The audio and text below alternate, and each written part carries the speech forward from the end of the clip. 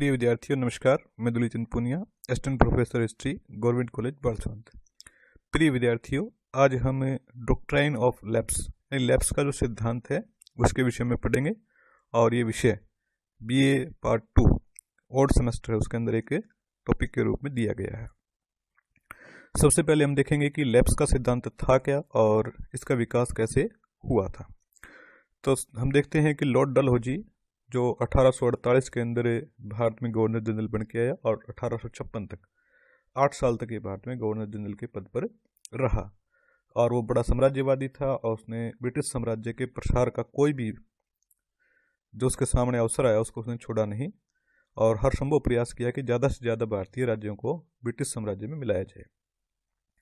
Lord Dalhousie ने 1848 में जो भारतीय राज्य थे, देसी राज्य जिनको कहा जाता था, उन पर ब्रिटिश अधिकार है उसको बनाए रखने के लिए और अधिक से अधिक राज्यों को ब्रिटिश साम्राज्य में मिलाने के लिए लैप्स का जो सिद्धांत है इसका व्यापक स्तर पर इस्तेमाल करना शुरू कर दिया था। लैप्स का सिद्धांत था क्या? इस सिद्धांत के अनुसार यदि किसी आश्रित राज्य के जो शासक था उसकी मृत्यु बिना किसी पुत्र या संतान के हो जाती थी तो उसके द्वारा गोद लिए गए पुत्र को अंग्रेज उत्तराधिकारी के रूप में स्वीकार नहीं करते थे और उसका जो राज्य था उस राज्य को ब्रिटिश साम्राज्य में मिला लिया जाता था। तो ये था लैप्स का सिद्धांत, यानी कि बिना पुत्र के अगर कोई राजा मर जाता है तो उसका राज्य ब्रिटिश साम्राज्य में मिला लिया जाएगा और उस राजा या उसकी रानी के द्वारा गोद लिया गया पुत्र है उसको उत्तराधिकारी के रूप में अंग्रेजों द्वारा स्वीकार नहीं किया जाएगा। इस नीति को लैप्स का सिद्धांत या लैप्स की नीति कहा जाता था। ऐसा नहीं है कि लॉर्ड डलहौजी आया 1848 में और उसने इस नीति को शुरू किया हो। यह नीति पहले से प्रचलित थी और माना जाता है कि मराठे भी इस नीति का पालन करते थे। अगर कोई राजपूत शासक है और उसकी निसंतान मृत्यु हो जाती थी तो उसके उत्तराधिकारी को धन के बदले में स्वीकार वो कर लेते थे। और अंग्रेजों ने भी इस नीति का पालन करते हुए डलहौजी से पहले बहुत सारे राज्यों को इसके अंतर्गत शामिल किया गया था। हम देखते हैं कि 1839 के अंदर मांडवी जो रियासत थी उसको ब्रिटिश साम्राज्य में लैप्स के सिद्धांत के अनुसार शामिल कर लिया गया था। इसी प्रकार 1840 में कोलाबा और जो जालोर का रियासत है उन दोनों को ब्रिटिश साम्राज्य में मिलाया गया था। 1842 में सूरत की रियासत को और 1843 में कैथल की जो रियासत थी उनको भी लैप्स के सिद्धांत के चलते ब्रिटिश साम्राज्य में मिला लिया गया था। तो इस प्रकार हम देखते हैं कि लैप्स का जो सिद्धांत है वो कोई नया नहीं था। ऐसा नहीं था कि लॉर्ड डलहौजी 1848 में आया और आते ही उसने सिद्धांत को शुरू किया। हाँ, ये जरूर है कि लॉर्ड डलहौजी ने इसका व्यापक स्तर पर इस्तेमाल किया था। इतने बड़े स्तर पर इसका इस्तेमाल पहले कभी नहीं हुआ था। 1826 से लेके और 1848 के बीच के जो आंकड़े हैं उसके हिसाब से हम देखें तो हमें पता चलता है कि अंग्रेजों ने 15 रियासतों को पुत्र गोद लेने की और उसको उत्तराधिकारी के रूप में स्वीकार करने की अनुमति प्रदान की थी। उस समय तक नियम यह था कि शक्तिशाली अगर कोई रियासत है तो उसको अनुमति मिल जाती थी और कमजोर रियासत थी जैसे कि मांडवी, कोलाबा, सूरत, कैथल, उनको ब्रिटिश साम्राज्य में शामिल कर लिया जाता था, उनको अनुमति प्रदान नहीं की जाती थी। तो ताकत के दम पे, ताकत के अनुसार ये नियम चलता था। 1848 में आने के बाद डलहौजी ने इसको बड़े कठोरता के साथ भारत के अंदर लागू किया था। और हम ये भी देखते हैं कि यह सिद्धांत जो है सारे राज्यों पर एक समान रूप से लागू नहीं होता था। जब 1848 में डलहौजी भारत आया तो उस समय भारत में 3 प्रकार के राज्य थे। पहले प्रकार के राज्य थे स्वतंत्र राज्य, जो कभी भी अंग्रेजों के आने से पहले भी और अंग्रेजों के आने के बाद भी कभी भी किसी के अधीन नहीं रहे थे, उनका स्वतंत्र अस्तित्व था। दूसरे प्रकार के वो राज्य थे जो अधीनस्थ राज्य थे और मुगलों या मराठों के अधीन पहले रहे थे और अब अंग्रेजों के अधीन थे। तीसरे प्रकार के आश्रित राज्य थे जो अंग्रेजों की कृपादस्ती से बनाए गए थे और उन्हीं की कृपादस्ती से वो चल रहे थे। तो ये जो सिद्धांत है, लैप्स का सिद्धांत है, इसको इन तीनों राज्यों के हिसाब से अलग अलग तरीके से इसका इस्तेमाल किया गया था। स्वतंत्र राज्य है, उसके अंदर किसी प्रकार का कोई हस्तक्षेप डलहौजी ने नहीं किया था। वो पूर्ण रूप में स्वतंत्र थे, अपने हिसाब से अपना उत्तराधिकारी निश्चित कर सकते थे। जो अधीनस्थ राज्य थे, जिनको मित्र राष्ट्र भी कहा जाता है, उनके मामले में नियम बनाया गया कि उनको अनुमति मांगनी पड़ेगी और सरकार चाहे, ब्रिटिश सरकार चाहे तो मनाही भी कर सकती है, लेकिन उनको अनुमति दे दी जाएगी। तीसरे प्रकार के जो राज्य थे, आश्रित राज्य, उनको किसी प्रकार की अनुमति है वो राज्य के ब्रिटिश राज्य के द्वारा नहीं दी जाएगी और उनका राज्य है ब्रिटिश साम्राज्य में मिला लिया जाएगा। अब देखते हैं कि यह सिद्धांत है उसको कैसे लागू किया गया था, उसका क्रियान्वयन कैसे किया गया था। तो डलहौजी ने आते ही सबसे पहले जो सतारा था, सतारा का जो राज्य था उसको 1848 के अंदर ब्रिटिश साम्राज्य में मिला लिया गया था। सतारा इस सिद्धांत के तहत डलहौजी के समय मिलाया गया पहला राज्य था। वहाँ अप्पा साहिब का राज्य था। 1848 में अप्पा साहिब की तबीयत ज़्यादा खराब हुई और उन्होंने दत्तक पुत्र है उसके लिए अनुमति मांगने के लिए ब्रिटिश साम्राज्य के पास से भेजा गया, लेकिन अंग्रेजों ने अप्पा साहिब को अनुमति नहीं दी और अप्पा साहिब की मृत्यु के बाद सतारा का जो राज्य था उसको ब्रिटिश साम्राज्य के अंदर 1848 के अंदर डलहौजी ने मिला लिया था। इसके बाद हम देखते हैं कि संबलपुर है उड़ीसा के अंदर एक रियासत थी और वहाँ नारायण राव नाम का शासक था। 1849 के अंदर नारायण राव की मृत्यु हो गई। मृत्यु के बाद वहाँ रानी ने इस राजकाज को संभाल लिया और रानी ने अनुमति प्राप्त करने के लिए दत्तक पुत्र की उत्तराधिकारी के रूप में वो फाइल भी नहीं भेजी थी। फिर भी डलहौजी ने इस राज्य को 1849 के अंदर ब्रिटिश साम्राज्य के अंदर मिला लिया। इसी प्रकार जैतपुर है उसको 1849 के अंदर, बघाट की जो रियासत थी उत्तराखंड और हिमाचल के सीमाओं के क्षेत्र में उसको 1850 में, उदयपुर की जो रियासत थी जो मध्य प्रदेश के अंदर थी 1852 में, उसको भी ब्रिटिश साम्राज्य के अंदर लेप्स के सिद्धांत के तहत मिला लिया गया था। छठा है झांसी।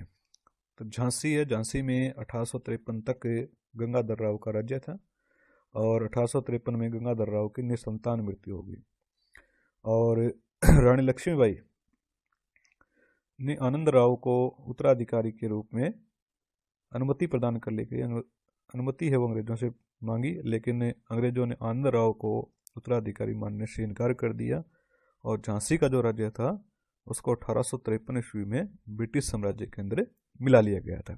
इस प्रकार झांसी भी लेप्स के सिद्धांत का शिकार हो गया और रानी लक्ष्मीबाई इससे नाराज हुई और उसने अंग्रेजों से बदला लेने के लिए कार्रवाई करनी शुरू कर दी थी। उसके बाद हम देखते हैं कि 1854 में नागपुर जो रियासत थी और काफ़ी बड़ी रियासत थी उसको भी अंग्रेजों ने लेप्स के सिद्धांत के तहत ब्रिटिश साम्राज्य में मिला लिया था। वहाँ रघुजी तृतीय भोंसले है उसका शासन था और 1854 ईस्वी में बिना अनुमति प्राप्त किए ही रघुजी की मृत्यु हो गई थी और रघुजी की पत्नी ने यशवंत राव नाम के अपने रिश्तेदार के पुत्र को गोद लिया और उसको उत्तराधिकार के रूप में स्वीकार करने के लिए अंग्रेजों के पास है अनुमति के लिए उसको फाइल है उसको भेजा गया, लेकिन अंग्रेजों ने यशवंत राव को उत्तराधिकारी मानने से मना कर दिया और नागपुर के रियासत को 1854 में डलहौजी ने ब्रिटिश साम्राज्य के अंदर शामिल कर लिया। यहाँ तो डलहौजी और भी आगे तक चला गया और महल के अंदर जो भी सामान था, रानियों के हीरे जवाहरात थे, उनको भी नीलाम किया गया और कहा गया कि ये भी इस राज्य की संपत्ति से ही खरीदे गए हैं। तो ये बहुत ही गलत कार्य वहाँ डलहौजी कर रहा था इसके मामले में। तो इस प्रकार हम देखते हैं कि लेप्स के सिद्धांत के तहत कई राज्यों को डलहौजी ने ब्रिटिश साम्राज्य के अंदर सम्मिलित कर लिया था।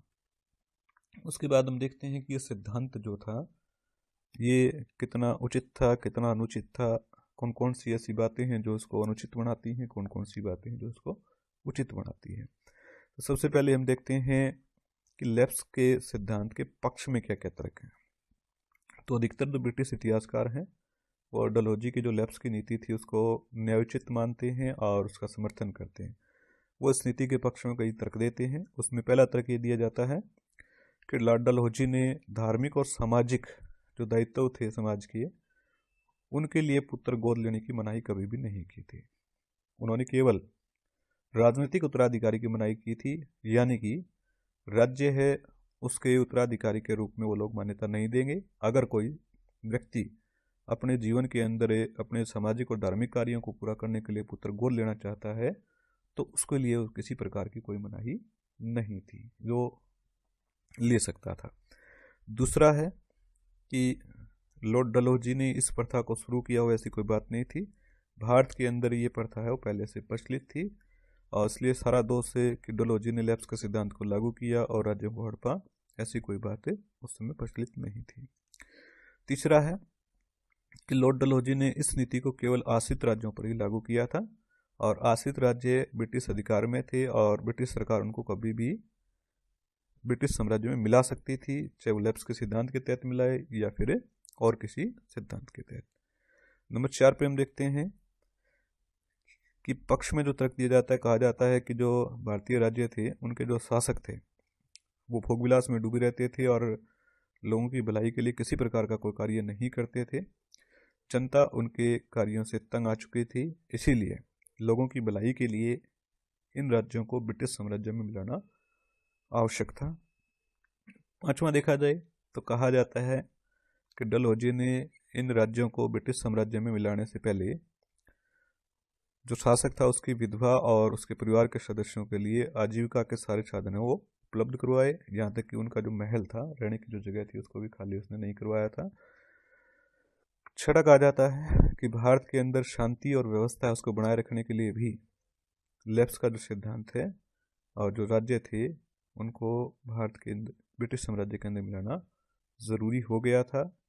इन कारकों के चलते कहा जाता है कि डलहौजी ने कोई गलत कार्य नहीं किया था, उसने जो लैप्स का सिद्धांत लागू किया और बहुत सारे राज्यों को ब्रिटिश साम्राज्य में मिलाया, ये कोई गलत नहीं था और एक न्यायोचित कार्य था।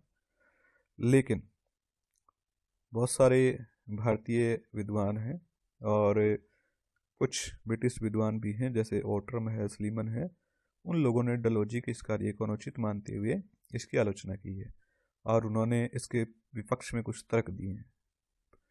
पहला कहा जाता है कि डलहौजी को भारत की सामाजिक और धार्मिक परंपराओं में खिलवाड़ करने का कोई अधिकार नहीं था। भारत के अंदर परंपरागत रूप से पुत्र गोद लेने की प्रथा प्रचलित थी और समय समय पे बहुत सारे शासकों ने पुत्र गोद लिए थे और उनको उत्तराधिकारी के रूप में नियुक्त किया था। डलहौजी ने इस प्रकार पुत्र गोद लेने की मनाही करके भारतीयों की सामाजिक और धार्मिक जो परंपरा है उनके साथ खिलवाड़ किया था। उसको इस प्रकार का कार्य करने का कोई अधिकार नहीं था। दूसरा इसके विपक्ष में तर्क दिया जाता है कि डलहौजी ने जो लैप्स का सिद्धांत उसको बड़ी ही कठोरता और तिरस्कारपूर्ण ढंग से इसको लागू किया था। डलहौजी राज्यों को अनुमति प्राप्त करने के लिए पहले तो कहता था, फिर उनकी जो अनुमति की फाइलें होती थी उनको नज़र लगा के देखता तक भी नहीं था और शासक की मृत्यु के बाद उस राज्य को निर्ममता पूर्वक ब्रिटिश साम्राज्य में मिला लिया जाता था। मानवता की दृष्टिकोण से देखा जाए तो उसने किसी प्रकार की मानवता है वो नहीं दिखाई थी। तीसरा कि आरोप लगाया जाता है, ये कहा जाता है कि ये परंपरा जो है ये परंपरागत रूप से भारत में चली आ रही थी। ये बात भी सत्य नहीं है। ऐसा कोई उदाहरण में नहीं मिलता परंपरागत रूप से किसी राजा ने अनुमति मांगी हो उत्तराधिकार के रूप में, दत्तक पुत्र के रूप में, और उसको मना किया गया हो। इसी प्रकार हम देखते हैं कि राजाओं के भोगविलासी और जन अप्रिय होने की बात जो कही गई थी और उसी आधार पर राज्यों को मिला लिया गया था, वो बात भी पूर्ण रूप से सत्य नहीं है। जब इन राज्यों को मिलाया गया तो लोगों ने अंग्रेजों के खिलाफ विद्रोह किए और 1857 की क्रांति के अंदर जब इन राजाओं ने अंग्रेजों के खिलाफ बिगुल बजाया तो 1857 की क्रांति के समय जब राजाओं ने विरोध किया, अंग्रेजों के खिलाफ बगावत की, तो बड़ी संख्या के अंदर जन जो था वो भी उनके साथ लगा और अंग्रेजों के बड़ी दिक्कतों का सामना करना पड़ा था।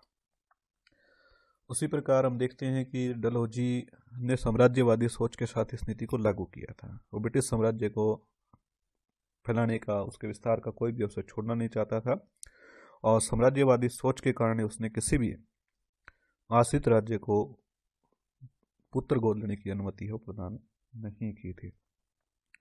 उसी प्रकार ये कहना कि डलहौजी ने इस नीति को आश्रित राज्यों तक सीमित रखा था, ये बात भी सत्य नहीं है। ठीक है, उसने मित्र राष्ट्रों को भी नहीं बख्शा और जो स्वतंत्र राज्य थे उनको भी आश्रित राज्यों के रूप में लेके आया और उसके बाद उन राज्यों को भी इस नीति के तहत हड़प लिया। तो इस प्रकार हम देखते हैं कि डलहौजी ने भारतीय राज्यों को ब्रिटिश साम्राज्य में मिलाने के लिए लेप्स के सिद्धांत का व्यापक स्तर पर इस्तेमाल किया और बड़ी कठोरता और निर्ममता के साथ इस नीति को उसने लागू किया और एक बहुत बड़े क्षेत्र को ब्रिटिश साम्राज्य के अंदर शामिल उसने कर लिया। उम्मीद है आपको इस विषय को समझने में इस वीडियो से सहायता मिलेगी। इसी के साथ धन्यवाद। Thank you.